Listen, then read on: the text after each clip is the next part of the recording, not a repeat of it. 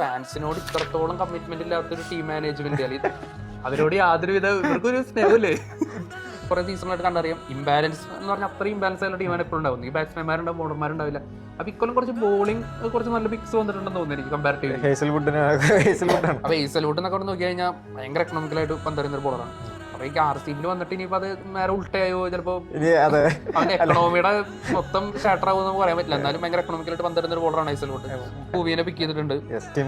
എനിക്ക് തോന്നുന്നു എൻ്റെ ഓപ്ഷനിലെ ഏറ്റവും വലിയൊരു സ്റ്റീല് ജാക്സന്റെ കാര്യത്തിലാണ്. കാരണം എല്ലാ RCB ഫാൻസും ഒരുപോലെ ഉറപ്പിച്ചായിരുന്നു. കാരണം സിറാജിനെ വന്നപ്പോൾ അവർ RTM യൂസ് ചെയ്തിട്ടില്ല, മാക്സ്വെലിനെ യൂസ് ചെയ്തിട്ടില്ല. അങ്ങനെ 1-2 പ്ലേയേഴ്സിനെ, എസ്പെഷ്യലി സിറാജ് RTM യൂസ് ചെയ്തതിന് ഫാൻസ് ഒക്കെ ഭയങ്കര ഡിസപ്പോയിന്റഡ് ആണ്. ജാക്സനെങ്കിലും അവർ RTM യൂസ് ചെയ്യും എന്ന് അവസാന നിമിഷം വരെ ഇങ്ങനെ ഫാൻസ് ഇങ്ങനെ നോക്കിക്കൊണ്ടിരിക്കുകയാണ്. മുംബൈ വിചാരിച്ചു ഇവരെന്താണ് ചെയ്യുന്നത്, ഇവര് മുംബൈ എക്സ്പെക്ട് ചെയ്താണ് ഒരു RTM അവര് ഇനാബിൾ ചെയ്യുന്നുള്ളത്. പക്ഷേ അതല്ല, അത് വിൽ ജാക്സൺ എടുത്തതിന് ശേഷം പോയിട്ട് മുംബൈയുടെ ഇവര് പോയിട്ട് കൈ കൊടുക്കണം. വിൽ ജാക്സൺ പോലുള്ള ഒരു റിസ്പെക്റ്റീവ് ബാറ്റ്സ്മാന് അവരുടെ കയ്യിലുള്ളപ്പോ അവര് അത് RTM വെച്ചിട്ട് അവര് റിട്ടേൺ ചെയ്തില്ല. ലോകം തരം തന്നെ ഞാൻ പറയുള്ളൂ.